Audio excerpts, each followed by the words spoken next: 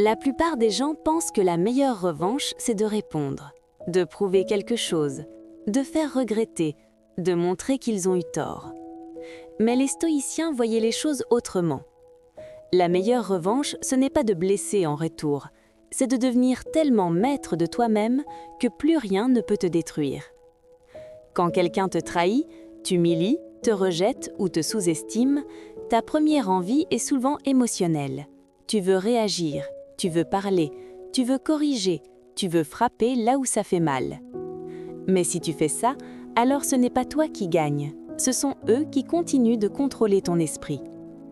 Dans cette vidéo, tu vas découvrir pourquoi, selon le stoïcisme, la meilleure revanche est une attitude intérieure que très peu de personnes sont capables d'adopter. Une attitude qui te rend plus fort, plus calme, plus rare et surtout impossible à manipuler. Si tu es prêt à transformer la douleur en puissance, le rejet en dignité et la colère en maîtrise, alors écoute jusqu'à la fin. Parce qu'après cette vidéo, tu ne verras plus jamais la revanche de la même manière. Quand on te fait du mal, ton ego réclame une réparation immédiate. Il veut que l'autre paye, il veut retrouver sa valeur à travers une victoire extérieure. Il veut prouver « Regarde ce que tu as perdu, regarde ce que je suis devenu sans toi, regarde comme tu avais tort. » Mais les stoïciens nous rappellent une chose essentielle. Si ton bonheur dépend encore de la réaction de quelqu'un d'autre, alors tu n'es pas libre. Réfléchis bien.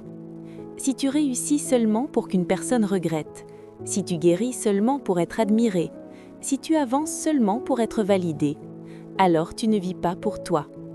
Tu vis encore dans l'ombre de la blessure. Et c'est ça le piège. Beaucoup appellent ça une revanche, mais en réalité, c'est une dépendance émotionnelle déguisée.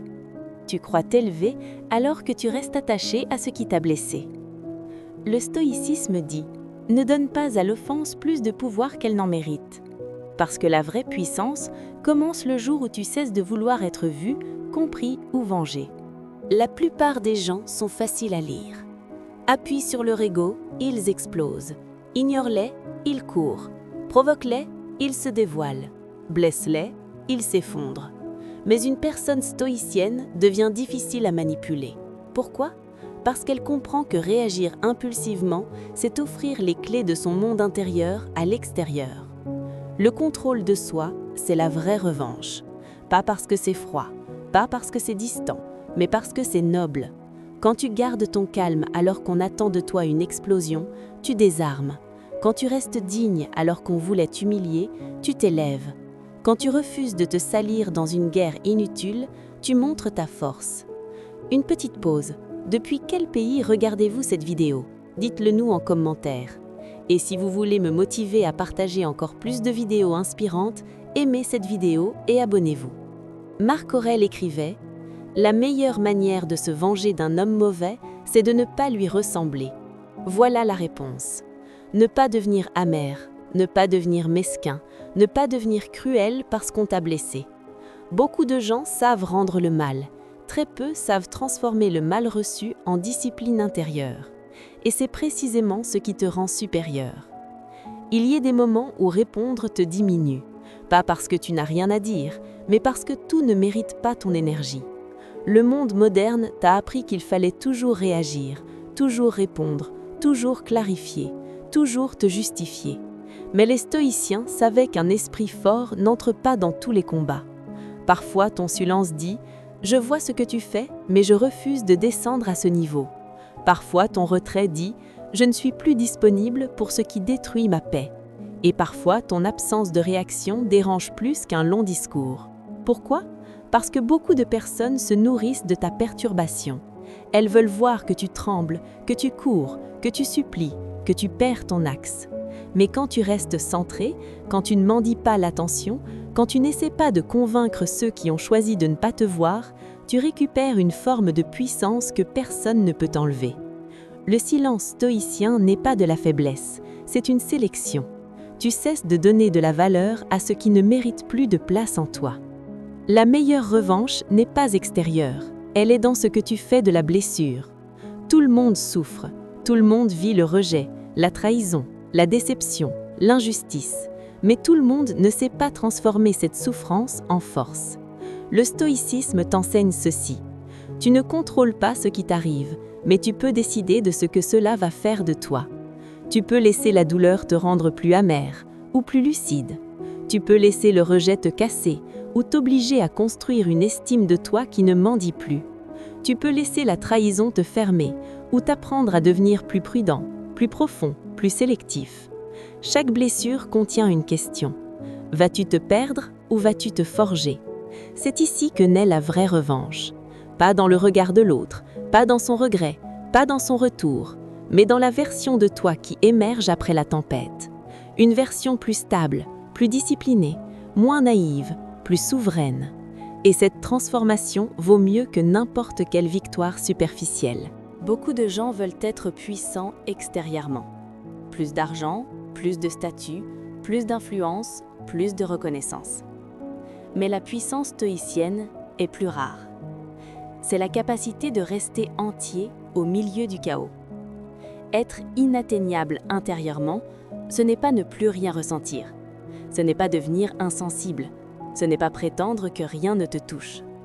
C'est ressentir sans te laisser gouverner. C'est être blessé sans te trahir toi-même. C'est être déçu sans abandonner ta dignité. C'est être provoqué sans remettre ta paix entre les mains de l'autre. Voilà l'attitude stoïcienne. Tu ne cherches plus à gagner contre quelqu'un.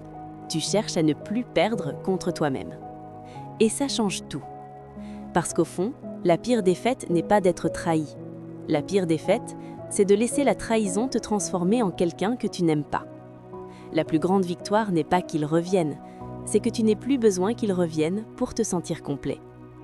Alors, si tu veux adopter cette attitude stoïcienne, fais ceci. Ne réagis pas immédiatement. Quand l'émotion monte, ne parle pas trop vite, n'écris pas, ne cherche pas à corriger dans la chaleur du moment. Le temps protège ta dignité. Reviens à ce que tu contrôles. Demande-toi, qu'est-ce qui dépend réellement de moi ici? Ton attitude, ton langage, ton niveau de discipline, ta manière de continuer. Coupe le besoin de validation. N'attends pas leurs regrets pour te reconstruire.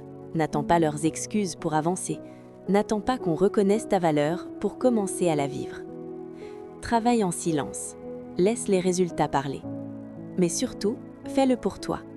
Pas pour blesser, pas pour impressionner, pas pour faire regretter. Fais-le parce que tu refuses de rester au sol.